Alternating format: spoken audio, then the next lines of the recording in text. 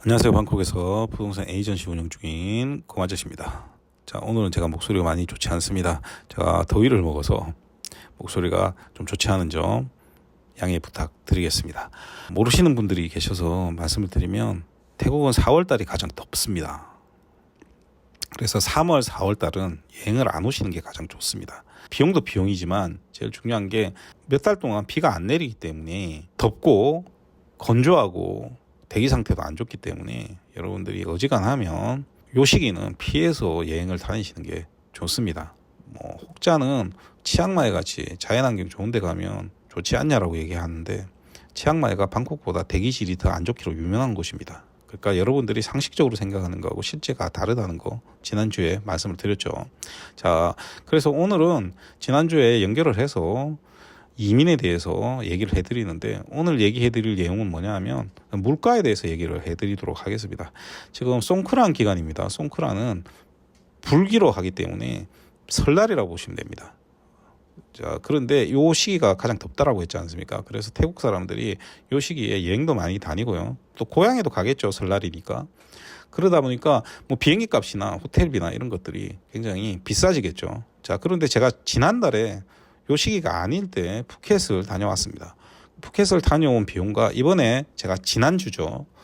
베트남 다낭을 다녀온 비용을 비교를 해보면 지난주에 베트남 다낭을 다녀온 비용이 제가 푸켓을 다녀온 비용보다 30%도 안 됩니다. 제가 다낭에 7년 만에 갔는데 물가가 베트남도 굉장히 많이 올랐더라고요. 근데 그럼에도 불구하고 태국에 비하면 물가가 비싼 편이 아닙니다. 태국의 이민자 숫자가 적은 결정적인 이유가 뭐냐면 실제로 와보시면 물가가 그렇게 싸지를 않습니다. 제가 부동산을 하고 있기 때문에 제가 여기 물가가 쌉니다. 여기 많이 오십시오. 이렇게 해야 제가 좋습니다만 저는 여러분들한테 실질적인 얘기를 해드리고 싶습니다. 저는 여기에서 앞에도 말씀드렸지만 행복합니다. 하지만 여러분들이 여기 왔을 때 저처럼 행복할 수 있냐라고 장담을 할 수가 없는 거지 않습니까? 그래서 오늘은 물가에 대해서 얘기를 드리지만 앞으로 자본이 얼마 정도 있어야 되는지 그리고 지역마다의 특징, 그리고 고정관념, 환경, 그리고 적응할 때 필요한 것들, 그리고 국제학교, 그리고 병원, 그리고 또 다른 문제점들 있으면 그런 것들을 이제 섹터를 좀 나누어서 말씀을 드릴까 합니다. 제가 중간중간에 콘도 얘기하다가 남는 시간이 있으면 요 얘기를 계속 해드리도록 하겠습니다. 자, 그래서 오늘은 물가 얘기를 먼저 해드리도록 하겠습니다. 자, 앞에도 말씀드렸지만 여기가 물가가 그렇게 만만한 곳이 아닙니다. 제가 부동산 하면서 계속 말씀드리죠. 한국 같은 경우는 전세라는 게 있습니다. 전세는 전 세계에서 한국밖에 없습니다.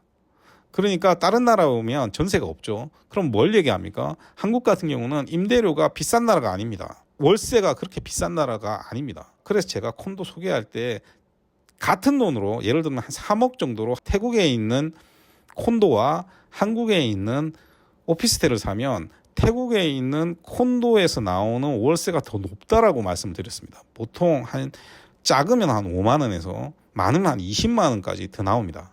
그리고 더 중요한 건 뭐냐면 한국은 세금이 높죠. 그런데 태국 같은 경우는 여기 살지 않는 분이 한국에서 투자를 하고 한국에 살고 계시다고 하면 임대료에 대한 세금을 태국에서 내지를 않습니다.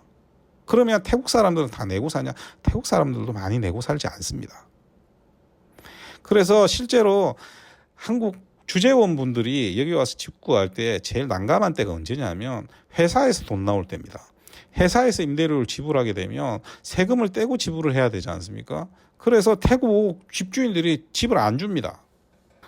그러니까 태국 사람들도 많이 안 낸다는 거죠. 제가 이 얘기를 왜 하냐면 태국은 극단적으로 나눠져 있습니다. 자산격차가 많이 나는 나라입니다.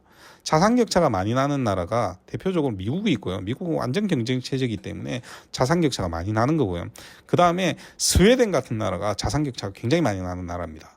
여러분들이 굉장히 착각하시는데 요즘 뭐 복지국가 이런 얘기 안 쓰죠. 사회주의 경제 체제를 많이 쓰면요, 이 사다리를 다 걷어차버리게 됩니다. 그래서 계층 이동이 거의 불가능해지기 때문에 시간이 지날수록 자산격차가 커지는 경우가 많습니다. 그래서 스웨덴 같은 나라가 태국만큼 자산격차가 큰 나라라고 보시면 되고요. 태국은 그냥 문제가 많아서 자산격차가 많은 겁니다. 앞에도 말씀드렸듯이 세금을 그렇게 안 내고 그러기 때문에 자산격차가 늘어날 수밖에 없는 거고요. 그러니까 자산격차가 크다 보니까 비싼 데는 비싸고 싼 데는 싸죠.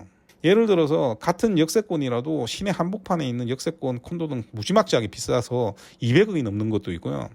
그런데 저기 변두리로 가면 1억도 안 하는 콘도도 있습니다. 자, 그런데 여기서 중요한 건 뭐냐면 1억도 안 하는 콘도가 어떤 가치를 가지느냐가 중요한 거죠. 200억을 하는 콘도가 어떤 가치를 가지느냐가 더 중요한 겁니다.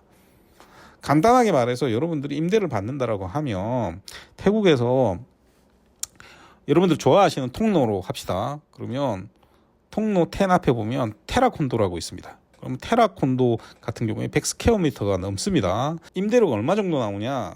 한 달에 10만 바트이 넘습니다. 10만 바트 넘으니까 370만 원 넘게 나오는 겁니다. 만만치가 않죠. 자, 그런데 같은 지역이라도 이면도로에 있고 저층이고 여러분들 이름도 모르는 건설사에 지었고 뭐 관리도 가보시면 고층 콘도하고는 아예 비교도 할 수 없는 10년 15년 지난 콘도들 가보시면 가격 쌉니다. 그리고 푸른퐁 통로 에까마이까지 가보시면 콘도 중에서 하얀색 페인트로 칠해놓은 오래된 콘도들이 있습니다. 거기는 면적도 넓고요. 임대료도 상대적으로 싸죠. 그러니까 극단적으로 나눌 수 있기 때문에 여러분들이 예산을 생각해서 들어오실 때 항상 좋은 것만 생각하고 들어오시면요 아무것도 못해요. 예산에 맞게 내가 설계를 하고 들어와야 됩니다. 근데 그런 것들을 설계해 주는 사람이 없기 때문에 여러분들 그냥 연락하면 어디에 집을 구할 수 있습니까? 이거밖에 얘기 안 하는 거거든요. 그래갖고 제가 구할 수 없다라고 하면 그 실망하고 다른 데 막 뒤져보는 겁니다. 자, 이게 이제 연결을 시켜서 얘기를 드리면 제가 요게 어제 제 직원하고 101이죠. 트루 통신사죠. 그 트루 디지털 파크에 가면 101이라고 쇼핑몰이 있습니다. 그 쇼핑몰 안에서 1층에서 꾸요띠요. 그러니까 국수죠. 태국 국수를 저희 직원하고 사 먹었습니다. 가격이 얼마 나왔냐? 보시면 420바트 넘게 나왔습니다. 100바트면 3,700원 정도 된다 보시면 됩니다. 그러니까 국수가 7,000원이 넘는 겁니다. 근데 태국 국수 여러분들 먹어보시면 아시겠지만 양이 다른 나라의 절반 수준이죠. 그럼 감안하면 굉장히 비싼 겁니다. 그러니까 일반적인 물가가 저 정도 나옵니다. 그러면 앞에도 얘기했듯이 자산격차가 크기 때문에 또 싼 데는 엄청 싸겠죠. 제가 좋아하는 식당 가서 국수 먹으면 보통 한 70바트 정도 나옵니다. 그러면 이렇게 반문할 수가 있습니다. 그런 데 가서 70바트짜리 국수 사 먹고 한 120바트짜리 파크라파오 무쌉 사 먹고 그렇게 살면 되지 않냐. 그게 살아보면 굉장히 불가능해집니다. 가끔씩 유튜브 같은 거 보시면 로컬 식당 가갖고 와 싸다 맛있다 그리고 엄지손가락 막 흔들지 않습니까? 자, 그런데 여러분들이 여기 산다라고 생각을 하면 행동 반경이라는 게 생깁니다. 예를 하나 들어드리면 제가 에까마에 사는데 시암에 자주 나가냐면 시암에 특별하게 내가 행동 반경 안에서 할 수 있는 게 없고 시암에 가야만 할 수 있는 게 있다라고 하면 가게 되지만 그렇지 않다라고 하면 저는 사람이 너무 많은 곳을 싫어하기 때문에 안 가게 되겠죠. 그렇게 행동 반경들이 만들어집니다. 그럼 그 행동 반경 안에서 내가 생활을 하게 되는데 내가 유튜브 같은 데서 보면 그 식당을 금방 갈 수 있을 것 같지만 그렇지 않다는 거죠. 극단적으로 예를 하나 드리면 태국에서 가장 유명한 식당이 란제파이라는 식당입니다. 란제파이, 제파이라는 사람의 식당이라는 뜻인데 그 제파이 아줌마가 신라면하고 런칭해서 라면도 나옵니다. 굉장히 유명하신 분이죠. 근데 그 식당을 가려고 하면 제가 에까마에서 그 식당을 차를 가지고 갈 수가 없습니다. 왜냐하면 그 로컬 식당이 주차할 데가 없기 때문에 택시를 타고 가야 됩니다. 근데 아침에 새벽에 6시에 일어나서 택시를 타고 가게 되면요. 택시비가 거의 300바트 나왔던 걸로 기억납니다. 그럼 300바트이면 태국엔 택시비가 굉장히 낮은 나라입니다. 택시비가 진짜 싼 나라인데 그럼에도 불구하고 300바트이면 굉장히 멀다라는 뜻이 되지 않습니까? 그러면 그 먼 곳까지 300바트 주고 택시 타고 가서 맨날 먹을 수 있냐면 그게 아니라는 거죠.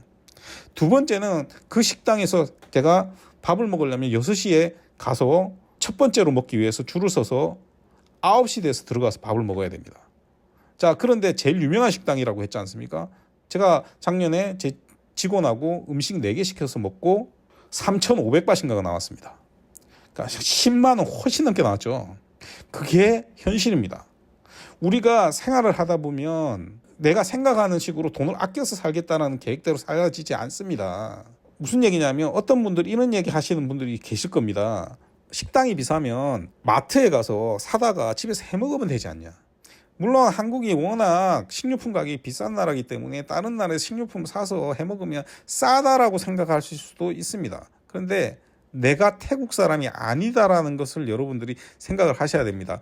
무슨 얘기냐면 극단적으로 제가 예를 들어드리면 로타스나 픽시에 가서 라면 매대를 가면 한국 라면 매대가 어마어마하게 크게 있습니다. 자, 그러면 거기에 있는 라면 가격은 한국보다 비싸겠죠.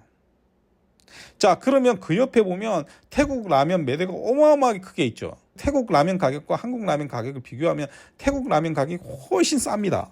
그러면 싸게 살 수 있다는 사람들은 어떤 사람들이냐면 그 태국 라면만 먹고 살면 된다라고 생각하는 거하고 똑같은 겁니다. 일단 태국 라면이 입에 맞아야 됩니다. 저처럼 쏨땀 먹을 때 쏨땀 따위 안 먹고 푹 발라 먹는 사람도 거의 없습니다. 한국 사람 중에. 그런데 그게 설령 입에 맞다라고 하더라도 매일 그 라면만 먹고 살 수가 없습니다. 라면을 먹는다라고 했을 때. 가끔씩은 한국 라면도 사 먹어야 되는 거죠. 오히려 저처럼 태국 음식을 어마어마하게 많이 먹는 사람도 라면 먹을 때 태국 라면 한 번 먹을 때 한국 라면 한 번 먹습니다. 그러면 그 비용이 생기지 않습니까? 여러분들 김치도 한 번씩 사 먹어야 되고요. 그 다음에 한국 식당도 한 번씩 가야 되고요. 일본 식당 가서 돈가스도 한 번씩 먹어야 되고요. 그리고 고깃집도 한 번씩 가야 되죠. 그런 거 다 따지면요, 그렇게 살 수가 없는 겁니다. 자, 그러면 앞에도 얘기했듯이 물가가 싸냐면 물가가 싸지 않기 때문에 그게 문제가 되는 겁니다.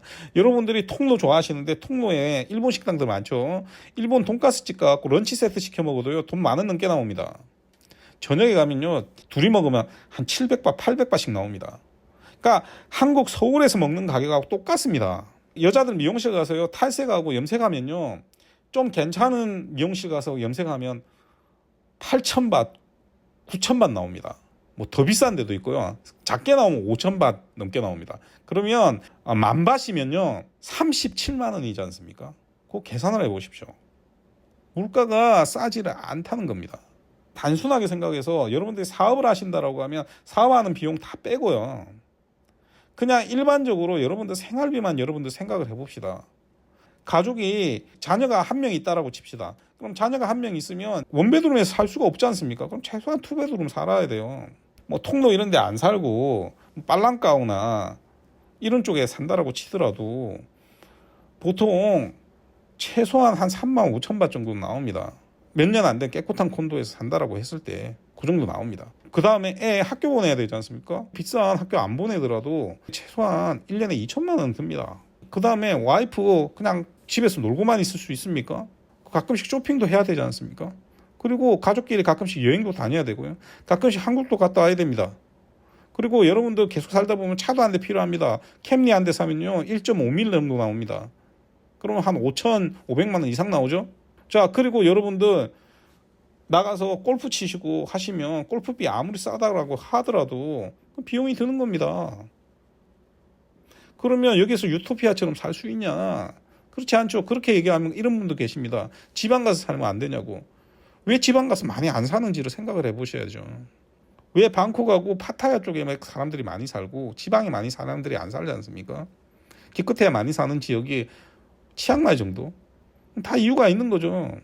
다른 데서 살면 살기가 불편해서 그렇습니다. 치앙마이 정도 빼고 나면 방콕이나 뭐 파타야나 뭐 라용까지 물가가 그렇게 싼 지역이 아니죠. 소득이 높기 때문에 물가가 싸질 않습니다. 이쪽 지역들은. 여러분들이 흔히 생각해서 여기 오면 작은 돈으로 큰 집에서 좀 풍요롭게 살 수 있다. 그런 생각은 버리셔야 됩니다. 여기서 제가 만족하고 산다라고 하는 이유는 뭐냐면 한국에서 살고 있는 것보다 금전적인 문제가 아니라 그냥 삶의 질이 나한테 좋기 때문입니다. 삶의 질이 저한테 좋기 때문입니다. 한국이 자살률이 전 세계에서 최고인 나라입니다. 10만 명당 22명 이상 매달 자살하는 나라입니다. 그게 굉장히 삶이 만족스럽지 않기 때문에 그렇지 않습니까? 그런 것들을 없애려고 오는 거지. 내가 여기 와서 살면 풍족하게 살 수 있다. 그렇게 해서 생각을 해서 여러분들 이주를 계획하시면 안 됩니다. 오히려 부자들인 경우는 세금도 적고요. 굉장히 대우받고 살 수가 있습니다. 그래서 오히려 부자들인 경우에 오시는 게 훨씬 더 좋을 수도 있습니다. 정신적으로 내가 한국에서 떠나서 여기서 사는 게 훨씬 더 행복할 수 있다라면 모르겠으나 내가 여기 와서 풍요롭게 살 수 있다라고 생각을 하면 그건 착각입니다. 오늘 물가 얘기 해드리면서 이 얘기를 해드립니다. 사실은 이 얘기를 해드리면 제가 여기 이주를 하시는 분들한테 콘도 팔아야 되는데 오히려 저한테 마이너스가 되는 얘기가 될 수도 있습니다. 하지만 제가 현실적으로 정확한 얘기를 여러분들한테 해드려야 되기 때문에 이 얘기를 해드리는 겁니다. 물론 여기서 살면 애들 학교 보내는 거라든지 저 같은 경우에 앞에도 여기 적응을 하고 살면서 제가 한국에서 가졌던 스트레스나 이런 것들이 없어져서 오히려 행복하게 살 수도 있습니다. 그런 사람들은 괜찮지만 그렇지 않을 수도 있다라는 거. 단지 비용적인 문제로 여기에 온다는 건 그거는 잘못된 것이라는 걸 오늘 한번 알려드리겠습니다. 오늘도 들어주셔서 대단히 감사드리고요. 이상 저는 방콕에서 고마제시였습니다.